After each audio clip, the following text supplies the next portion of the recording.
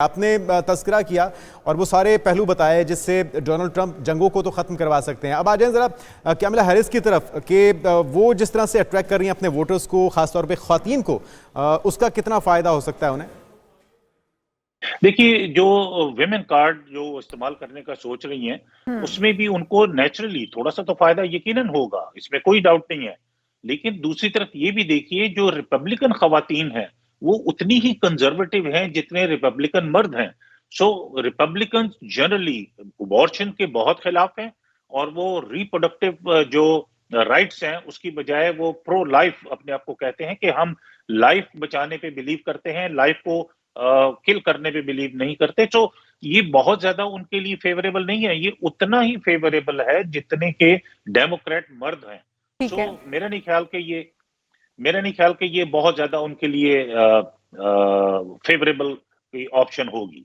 ठीक है, तो डोनाल्ड ट्रंप जिस तरह से बात कर रहे हैं, जुनेद ने भी आपसे पहले पूछा कि उनके पास ऐसी कौन सी गीदड़ सिंगी है या उनके हाथ में जादू की छड़ी लग गई है कि वो कुछ भी घुमाएंगे और हुकूमत हासिल करते ही वो सब कुछ ठीक कर देंगे। ऐसा क्या है उनके पास? क्योंकि हम देख रहे हैं पलड़ा इस वक्त डोनाल्ड ट्रंप का भारी जा रहा है, गो कि कैमला हैरिस को एस्टैब्लिशमेंट की सपोर्ट हासिल होने के बावजूद भी, और जोइश लॉबी के साथ भी उनका गहरा ताल्लुक है, इससे भी इनकार नहीं किया जा सकता।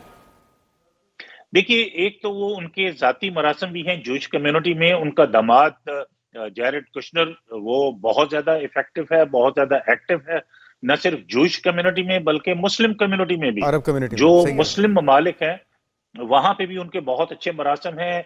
जितने मुस्लिम ममालिक में गल्फ कंट्रीज़ में जो रेवोल्यूशन आ रहे हैं, नॉन इस्लामिक रेवोल्यूशन, उसके पीछे भी जैरेड कुशनर हैं।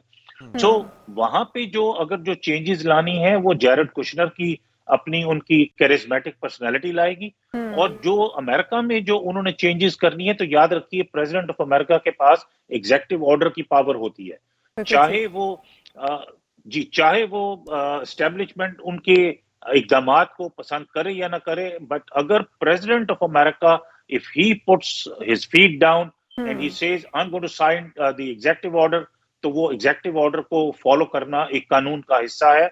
तो वो जिस वक्त एग्जीक्यूटिव ऑर्डर, जिस तरह मैंने पहले अर्ज किया, अगर वो साइन कर देते हैं पहले ही दिन जनवरी 21 को कि हमने कोई किसी किस्म की सप्लाईज या फाइनेंशियल एड नहीं देनी उसको यूक्रेन को, तो यूक्रेन की वॉर तो 2 दिन में खत्म, 3 दिन में खत्म हो जाएगी। डॉक्टर साहब, आपने थोड़ी देर पहले खुद ही कहा कि डोनाल्ड ट्रंप जो कहते हैं वो अपने दावे, अपने वादे वो पूरे करते हैं, गो कि उनके ऊपर तनकीद होती है, लेकिन फिर भी आपने कहा कि वो दावे और वादे पूरे करते हैं। उनमें से एक वादा था कि उन्होंने जो मुस्लिम कंट्रीज थे उनको बैन किया। तो अगर हम इसी के ऊपर आ जाएं तो आप नहीं समझते अगर डोनाल्ड ट्रंप आते हैं, जीत जाते हैं, तो उनके मुस्लिम कंट्रीज़ को लेकर या हमारे पाकिस्तान को लेकर सख्त किस्म की पॉलिसीज़ भी हो सकती हैं, जिस तरह पिछली दफ़ा भी उन्होंने बैन कर दिया था मुस्लिम कंट्रीज़ को? देखिए, जहां तक उनका पिछली दफा का एक्शन है, अगर उसको हम गौर से देखें तो वो 7 मुस्लिम कंट्रीज थे जिनमें से प्रॉब्लमैटिक लोग यहाँ पे आए, क्राइम्स में हिस्सा लिया और टेररिज्म के चार्जेस थे। पाकिस्तान पे तो पाबंदी नहीं लगी थी, पाकिस्तान से तो लोग आते रहे, इसी तरह सऊदी अरेबिया से भी लोग आते रहे।